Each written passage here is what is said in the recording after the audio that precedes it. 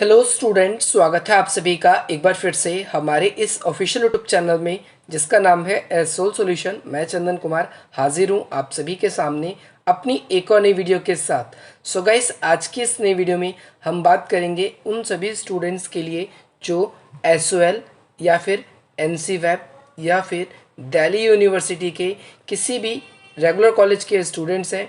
उनके पास में BA programme का कोर्स है और वो 6th सेमेस्टर के स्टूडेंट्स हैं और बीए प्रोग्राम के कोर्स में 6 सेमेस्टर में भी सब्जेक्ट का नेम ध्यान से सुनेंगे। सब्जेक्ट का नेम है कॉन्फ्लिक्ट एंड पीस बिल्डिंग का अगर सब्जेक्ट है तो आज की नई वीडियो आप सभी के लिए मोस्ट इंपॉर्टेंट रहेगी।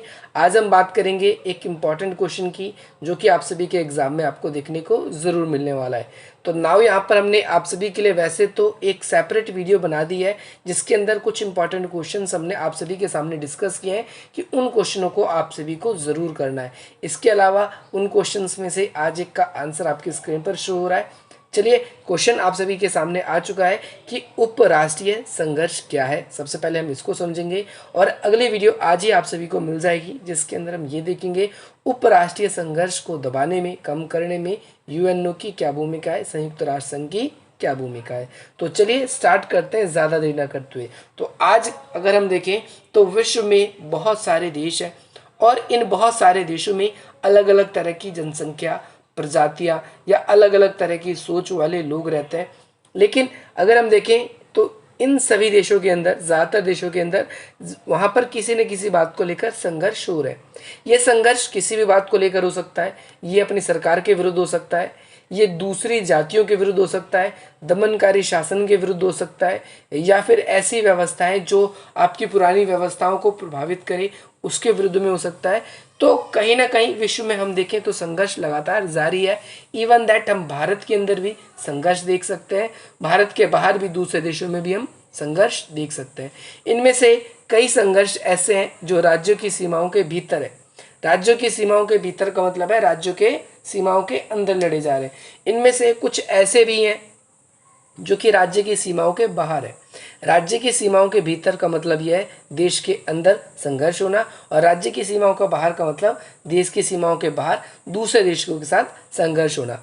इसी कारण से हम देखते हैं कि जो संघर्ष देश के अंदर होते हैं, यानी एक देश के अंदर, तो वो उपराष्ट्रीय संघर्ष कहलाते हैं। ध्यान रखना है, जो कि राज्य की प्रकृति द्वारा निर्धारित होते हैं। यानी राज्य की प्रकृति का मतलब ये है कि हो सकता है कि वो संघर्ष वहाँ की दमनकारी शासन के खिलाफ हो, वहाँ की पुरानी व्यवस्थाओं के खिलाफ हो, वहाँ पर चली आ रही कुरीतियों के खिलाफ, या फिर कुछ नए बदलाव के आने की वजह से वहाँ पर संघर्ष आ रहा हो।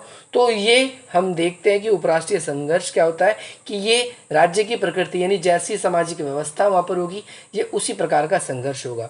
संघर्ष ये अलग अलग समय में लगातार चलता ही रहा है। अगर हम बात करें 1857 में, तो 1857 में भी महाविद्रोह हुआ था। उस टाइम पे भी हमारा अंग्रेजों से संघर्ष चल रहा था। तो संघर्ष के कई अलग अलग फैक्टर्स या कारण हम देख सकते हैं। दूसरी इंपॉर्टेंट चीज़ आप लोगों को ये ध्यान रखना है कि उपराष्ट्रीय स्तर पर, यानी राष्ट्र के अंदर ही संघर्ष के स्तर में वृद्धि हुई है। आज के समय में हम देखें संघर्ष हाल ही में अब धीरे धीरे बढ़ते जा रहे हैं। क्यों बढ़ते जा रहे हैं? इसका सबसे पहला कारण आपको याद रखना है संघर्षों के बढ़ने का, कि इन्हें एक संघर्ष जो है वो दूसरे संघर्ष को देखकर उसे इंस्पिरेशन, प्रेरणा मिल रही है। और इस प्रेरणा के कारण क्या है कि भाई ज़्यादातर जो व्यक्ति है, समाज के लोग हैं, वो अपने डिमांड्स को आपके सामने रख रहे हैं। क्योंकि पिछले कुछ वर्षों में देखा जाए तो उत्तर शीत युद्ध काल में काफ़ी ज़्यादा ये संघर्ष बढ़ गए। उत्तर शीत युद्ध काल पहली बात तो किसे कहते हैं आपको पता है, अपने पॉलिटिकल साइंस क्लास 12th में भी पढ़ी है। तो 1945 से लेकर 1991 तक ये जो पूरा का पूरा टाइम पीरियड है, इस पूरे के पूरे टाइम पीरियड को हम शीत युद्ध का काल कहते हैं। और बात यहाँ हो रही है शीत युद्ध के काल के बाद में, तो ज़्यादातर हमें ये संघर्ष देखने को मिलता है। इन संघर्षों का प्रभाव नागरिकों की आबादी के लिए संघर्ष होना। सबसे पहली बात तो इन संघर्ष में हमें क्या दिखता है कि नागरिकों के ऊपर ही इसमें कुछ आबादी जो पब्लिक है वो खुद ही संघर्ष करती है सरकार के खिलाफ, किसी नीति के खिलाफ, या फिर कोई भी ठोस वजह हो सकती है, उस कारण से वो संघर्ष कर रहे हैं। तो ये संघर्ष का सबसे गंभीर कारण यही है। और आजकल हमें संघर्ष कहाँ देखने को मिल रहा है? तो उपसहारा एक रेगिस्तानी एरिया है, आप सबको पता होगा, डेजर्ट एरिया है अफ्रीका में, और एशिया के मध्य पूर्व इलाकों में, इन सब जगहों पर हमें क्या दिखता है कि भाई यहाँ पर क्या है कि उपराष्ट्रीय आंदोलन चल रहे हैं। इसके अलावा ये उपराष्ट्रीय संघर्ष दूसरे विश्व युद्ध के बाद बढ़ गए, दूसरे विश्व युद्ध के बाद बढ़ गए।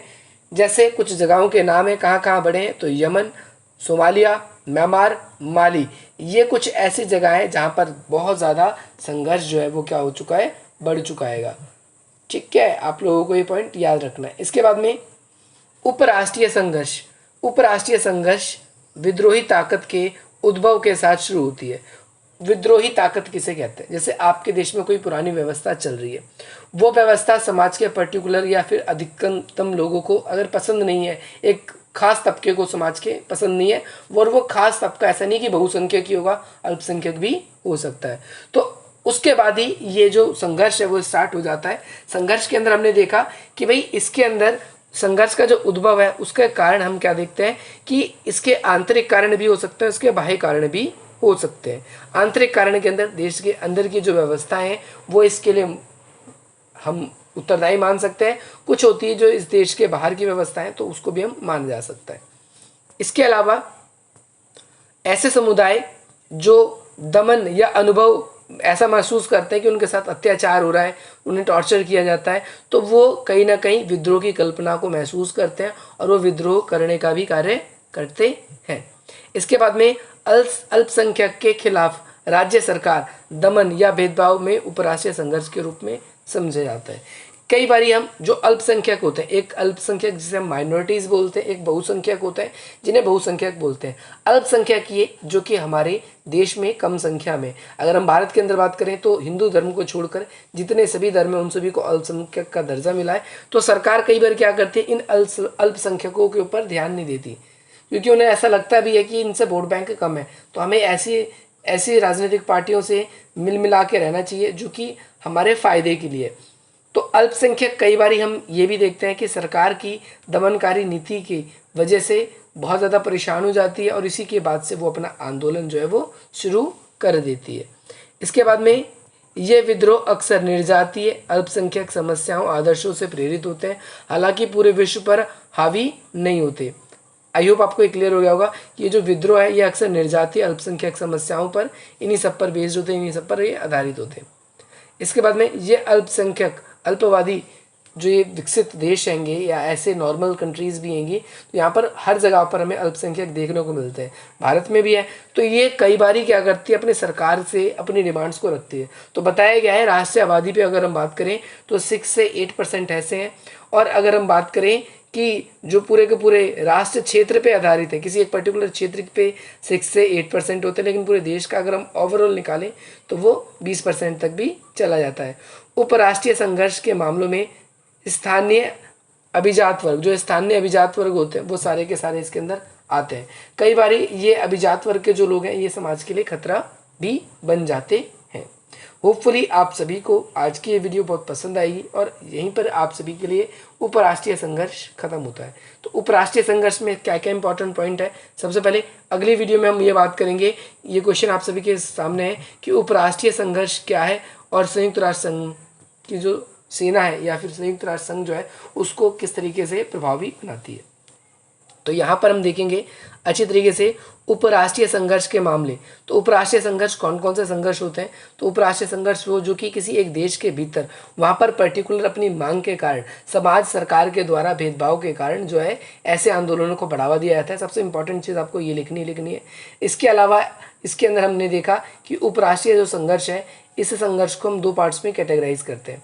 पहली बात तो इनके मूल क्षेत्रों के नाम बताते हैं और कुछ महाद्वीपों के। तो महाद्वीपों में हम देखते हैं इसके अंदर आपका उप सहारा अफ्रीका और दक्षिण पूर्वी एशिया के देश शामिल होते हैं इसमें। इसके अलावा माली, सोमालिया, ये सब कंट्रीज़ इसके अंदर शामिल होती है। होपफुली आज की इस नई वीडियो से आप सभी को बहुत वैल्यू मिलेगी और इसी प्रकार की इंटरेस्टिंग वीडियोस पाने के लिए आप हमारी वीडियो को लाइक करेंगे, अधिक से अधिक मित्रों तक शेयर करेंगे और हमारे चैनल को सब्सक्राइब करेंगे। डिस्क्रिप्शन बॉक्स में आप सभी के लिए वेरियस इंपॉर्टेंट लिंक्स दिए गए, जैसे आप सभी के लिए हमारे इंस्टाग्राम ID का लिंक है दोनों, जहाँ पर आप पर्सनल भी मुझे अपने मैसेजेस, अपनी क्वेरीज शेयर कर सकते हो और इसके अलावा हमारे जो ऑफिशियल पेज है उस पर भी आप हमें भेज सकते हो।